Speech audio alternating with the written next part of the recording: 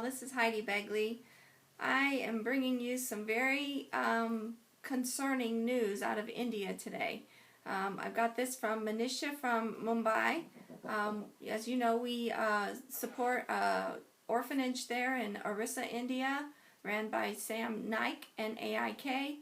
He actually has 2 orphanages that he runs out of the Orissa area. Happy Valley Children's Home is the original orphanage that we helped support for over 30 years. So this is a very concerning report that we've gotten out of the Economic Times of India. The RSS, which is a radical Hindu group, plans to convert 4,000 Christians and 1,000 Muslim families to Hinduism. This comes out of New Delhi. This Christmas, the RSS plans to convert at least 4,000 Christians and 1,000 Muslim families into Hinduism under what it calls the Ghar WASP, or Returning Home program. Organizers claim that the event in Aligarh will be one of the biggest ever conversion programs. Among the prominent faces at the event will be firebrand Yogi Adityanath. It has chosen the city of Aligarh and the day December 25th very carefully. Aligarh was chosen because it's the time that we wrest the Hindu city from the Muslims. It is a city of brave Rajputs and their temples on whose remains Muslim institutes have been established, says RSS Regional Singh. Christmas was chosen as the day for conversion because the event is a Shakti Pariksha, or a test of strength, for both religions, says Singh. If their religion is better, they can stop them. It is a test for both of us. If they come to us on Christmas, it is the biggest rejection of this faith. The families have already been identified from 40 slums in Aligarh. Singh said the 4,000 Christian families belong to Valmiki Samaj. The Valmiki Samaj is the feet of the Hindu society. We are incomplete without them, he says.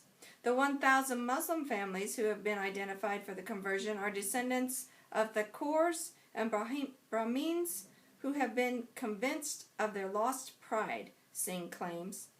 RSS workers said that the conversion was an annual event, but it has been low profile all these years. Now many more people want to join us. This is the time that we didn't indulge in any threat. We just had to make people understand, says Singh, an RSS worker in Aligarh. Many see the instances of Ghar WASP programs, remember what I said those are the returning home programs, organized by Sangh outfits as an indication of their intolerance for minorities. They don't expect them to be treated as equals once they reconvent.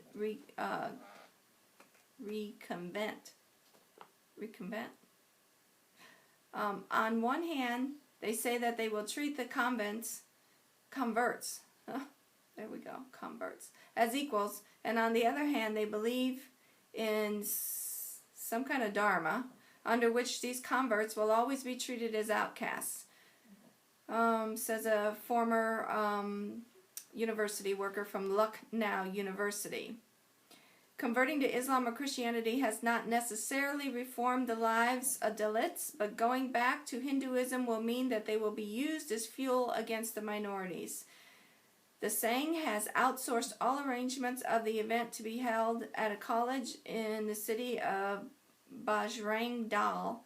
There will be a haven and use of Ganga water to purify the converts. Pictures of Hindu deities will be distributed to them, and we will tell them the methods of our worship and give them our religious books, says Kumar of the Bajrang Dal Associate in the region, and the change of making arrangements. I'm very, very concerned because we have experience with this in the past. It was on Christmas Eve that Happy Valley Children's Home was attacked brutally by radical Hindus in 2007. After 30-some years of working with this organization, knowing Pastor Solomon Rao, who was the founder of the organization, who is now in heaven with his wife Jamelia, had worked so hard. They started literally under trees, teaching the children that were poor and outcast from the caste systems all around. They taught them under trees. They clothed them. They fed them. Eventually, they built a fenced-in city. It's fenced in by stones with jagged glass at the top because of the threat of the radical Hindus and the threat of wild beasts, because they literally lived in the jungle. And they worked very diligently and very hard over the 30 years. In fact, Jamelia was a teacher that went to IU Kokomo, and that's where she got her teaching certificate or diploma. And Pastor Solomon Rao was actually educated at Oxford University in England. So these are very highly educated people who went back to take care of the poor in their nation. And they worked very hard with their American associates and ended up building 25 churches in the region all around. Over the 30 years, their little boys grew up and they became ministers, and they went out and built more churches. So they ended up with like 25 churches, several pastors, growing in the region, being blessed by God so that all the people around could see the blessings of God. And then in 2007, a similar attack was carried out by radical Hindus who decided that the Christians in that area should be brought to Hinduism. They went through, burned our 25 churches. The only church that was not burned was the Happy Valley compound, because it was as secured as I explained earlier. And they burned the other 25 churches. They killed pastors, 3 of them. They killed lots of other Christians. They ran into the jungles. They had to deal with the animals in the jungles, the snakes in the jungles. They ended up having 50,000 people in refugee camps. The Hindus would then they wouldn't stop their assault then. They threw cobras, poisonous cobras, over the fences into the refugee camps. They tried to poison their waters in the refugee camps. We know this personally. Pastor Paul has been there to India. He has had a gun put in his face when he was there.